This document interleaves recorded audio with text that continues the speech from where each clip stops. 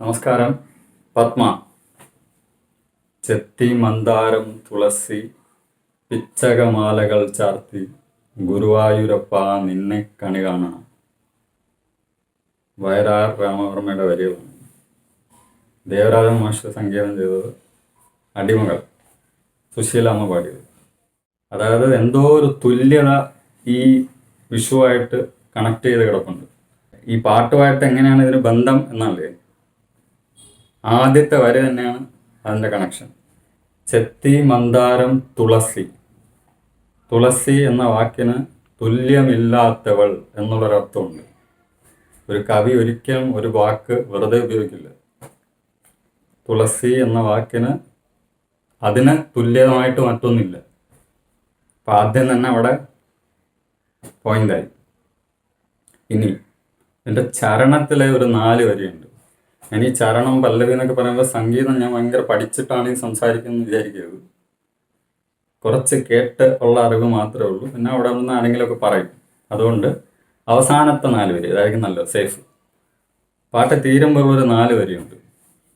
അവർ ഇങ്ങനെയാണ് എഴുതിയിരിക്കുന്നത്: അഗതിയാം അടിയൻ്റെ അശ്രു വീണു കുതിർന്നൊരി അവിൽ പൊതി കൈക്കൊള്ളുവാൻ കണി കാണണം. കേൾക്കുമ്പോഴേ നമുക്കറിയാം ഇത് കുചേല കഥയാണ്, അവിൽപ്പൊതി. ഇതും ഈ പാട്ടിലേക്ക് കൊണ്ടെത്തിച്ചിരിക്കുകയാണ്.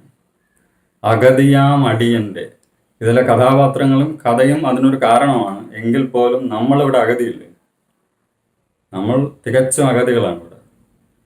അങ്ങനെയുള്ള അഗതിയാം അടിയൻ്റെ അശ്രു വീണു കുതിർന്നൊരി അവിൽപ്പൊതി. ഈ അവിൽ ഉണ്ടാക്കുന്ന അറിയാമല്ലോ, ഇടിച്ചിടിച്ച് പദം വരുത്തി അതിനൊരു പരുവാക്കും. നമ്മുടെ ജീവിതം അങ്ങനെയല്ലേ, നമ്മളെയൊക്കെ ഇടിച്ചും തൊഴിച്ചും പറഞ്ഞും ഒരു പരുവാക്കും, കടുപ്പമാക്കും. അവസാനം ഇതെല്ലാം കഴിഞ്ഞിട്ട് നമ്മളൊരു കരച്ചിലങ്ങ് കഴിയും.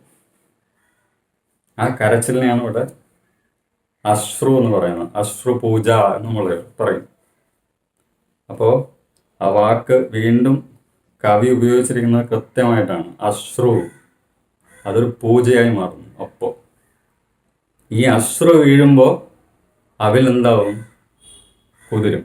ആ നനവ് വരും, നമ്മളുടെ ഉള്ളിലുള്ള നനവ് അതിനെ കുതിർക്കും. ഇനി പൊതി, അതും പോയിന്റ്. പൊതി, കുചേലൻ്റെ പ്രശ്നങ്ങൾ നമ്മൾ കഥ കേട്ടിട്ടുള്ളതാണല്ലോ. വീട്ടിൽ അവസ്ഥ, ദാരിദ്ര്യം, പ്രശ്നങ്ങൾ, കുഴപ്പങ്ങൾ. ഇപ്പോൾ ഭാര്യ നിരന്തരം പറയുന്നു പോയി കണ്ണനെ കാണൂ, കണ്ണനോട് കാര്യം പറയൂ, എല്ലാം മാറും. ഇപ്പം ഇദ്ദേഹം റിലക്റ്റൻ്റ് ആണ്, വേണ്ട വേണ്ട അങ്ങനെ പോയി കാണണ്ട, അവനെ ആശ്രയിക്കണ്ട. ഒടുവിൽ പറഞ്ഞ് സഹികെട്ട് ഒരു പൊതി എടുക്കുകയാണ്. ഇവിടെയാണ് കുചേലനെ മനസ്സിലാക്കണം. കുചേലനെ കൃത്യമായിട്ടറിയാം, ഞാൻ എന്താണോ ചിന്തിക്കുന്നത് അത് കണ്ണനറിയാം. അത് കണ്ണനാണ്. എൻ്റെ സുഹൃത്താണെങ്കിലും അത് കണ്ണനാണ്. അതുകൊണ്ടാണല്ലോ കാണാൻ പോകുന്നത്. അപ്പോൾ എൻ്റെ എല്ലാ പ്രശ്നങ്ങളെയും ഒരു ചെറിയ പൊതിക്കുള്ളിലേ ഞാൻ ഒതുക്കുന്നുള്ളൂ. അതിനകത്ത് ഒരുപാട് അവിൽത്തരികളുണ്ട്. പക്ഷെ കണ്ണ ഈ ഒരു പൊതിയേ ഉള്ളൂ എൻ്റെ പ്രശ്നങ്ങൾ. അത്രേ ഉള്ളൂ. എനിക്ക് വലിയ പ്രശ്നമൊന്നുമില്ല, ഇത്രേ ഉള്ളൂ എന്ന് പറഞ്ഞാൽ പോകുന്നത്. അപ്പോൾ ഇത്രയും പ്രശ്നങ്ങളുടെ ഒരു ചെറിയ പൊതിയുമായിട്ട് കണ്ണനെ കാണാൻ പോയി. പക്ഷെ ഇതെല്ലാം കണ്ട് കണ്ണനെ അവിടെ കണ്ടു കഴിഞ്ഞപ്പോൾ എന്താണ് സംഭവിച്ചത്? സകലതും മറന്നു, അശ്രു വീണു. അതിനെയാണ് നമ്മൾ ആനന്ദാശ്രു എന്ന് പറയുന്നത്. ആ നിമിഷം അത് വീഴുന്നു. പ്രശ്നങ്ങളുടെയും കുഴപ്പങ്ങളുടെയും കണ്ണുനീര് വീണിട്ടുണ്ട്, പക്ഷെ കണ്ട നിമിഷം അത് അശ്രുവായി മാറി. അപ്പോൾ അത് പൂജയായി. അങ്ങനെ കുതിർന്നൊരി അവിൽപ്പൊതി കൈക്കൊള്ളുവാൻ, വീണ്ടും നൽകിയിടുവാൻ വേണമെങ്കിൽ എഴുതിയിരിക്കാം, അല്ലെങ്കിൽ നേദിക്കാൻ, അങ്ങനെ എഴുതിയിരിക്കാം. പക്ഷെ കൈക്കൊള്ളുവാൻ, നിനക്ക് കൈക്കൊള്ളാൻ മാത്രമുള്ള വലിയ പ്രശ്നമൊന്നുമില്ല, എനിക്ക് അത്ര വലിയ പ്രശ്നമൊന്നുമില്ല. പക്ഷെ എങ്കിലും നീ കൈക്കൊണ്ടാൽ കഴിഞ്ഞു, അത്രയ്ക്കുള്ളേ ഉള്ളൂ. അല്ലെങ്കിൽ നിന്റെ കൈക്കൊള്ളാവുന്ന പ്രശ്നമേ ഉള്ളൂ എനിക്ക്. അല്ലാതെ പറയുന്ന പോലെ വലിയ ഫിലോസഫിയോ വലിയ കാര്യങ്ങളോ ഒന്നുമില്ല. നിന്റെ കൈക്കുള്ളിലുള്ള കാര്യമുള്ളൂ പൊതി. അപ്പോൾ അങ്ങനെയായിട്ടാണ് കാണുന്നത്. ഈ വരി കൃത്യമായിട്ട് നോക്കുക. അഗതിയാം അടിയൻ്റെ അശ്രു വീണു കുതിർന്നൊരി അവിൽപ്പൊതി കൈക്കൊള്ളുവാൻ കണി കാണണം. ഇനി ഒരു അനക്ഡോട്ടും കൂടെ, അത് കൃത്യമാണോ എന്ന് സംഗീതം അറിയാവുന്നവർ കമൻറ്റ് ചെയ്യുക.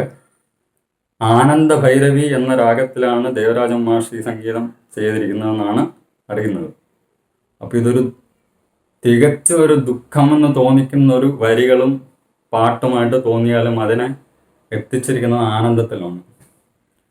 ഈ ഗുരുവായൂരപ്പൻ്റെ കണി കാണണം എന്നുള്ള ആ ഒരു മൊമെൻ്റ് അല്ലെങ്കിൽ ദർശനത്തിലേക്ക് നമ്മളെ എത്തിച്ചിരിക്കുന്നത് ഈ വരികളിലൂടെയാണ്. അപ്പം തികച്ചും മനസ്സിലാക്കേണ്ട ഒരുപാട് തലങ്ങൾ കാണും ഇതിന്. എനിക്ക് മനസ്സിലായ ഒരു രീതിയിൽ പറഞ്ഞാണ്. നമ്മുടെ ജീവിതത്തിൽ അങ്ങനെയാണ്, പല പ്രശ്നങ്ങൾ, കുഴപ്പങ്ങൾ എല്ലാം ഉണ്ടാവും. പക്ഷെ ഉള്ളിലുള്ളൊരു നനവുണ്ടല്ലോ, ആ നനവ് അത് സൂക്ഷിക്കുക. നമ്മളൊരു കൈനീട്ടം കൊടുക്കുമ്പോൾ ആ തുല്യതയും കൂടെയാണ് കൊടുക്കുന്നത്. അപ്പം എൻ്റെ കയ്യിലുള്ള 10 രൂപ ഞാൻ ഒരാൾക്ക് കൊടുത്താൽ 10 തന്നെയാണ് അല്ലേ? എനിക്കൊരാൾ 10 രൂപ തന്നാലും ആ 10 തന്നെയാണ്. 10ൻ്റെ മൂല്യം മാറുന്നില്ല. തുല്യത ഉണ്ട് അവിടെ. കണി കാണുമ്പോൾ കണ്ണാടിയിലാണ് നമ്മൾ കാണുന്നത് മുഖം, അവിടെയും തുല്യതയുണ്ട്. അപ്പോൾ ഇതെല്ലാം അവിടേക്ക് ഒരു കണക്ഷൻ ഉള്ളപോലെ തോന്നി, അതുകൊണ്ടാണ് ഇത് പറയാൻ തോന്നിയത്. എന്തായാലും എല്ലാവർക്കും മനസ്സ് നിറഞ്ഞൊരു വിഷു ആശംസിക്കുന്നു. അഗതിയാമടിയൻ്റെ അശ്രു വീണു കുതിർന്നൊരി അവിൽ പൊതി കൈക്കൊള്ളുവാൻ കണി കാണേണം. അഗതിയാമടിയൻ്റെ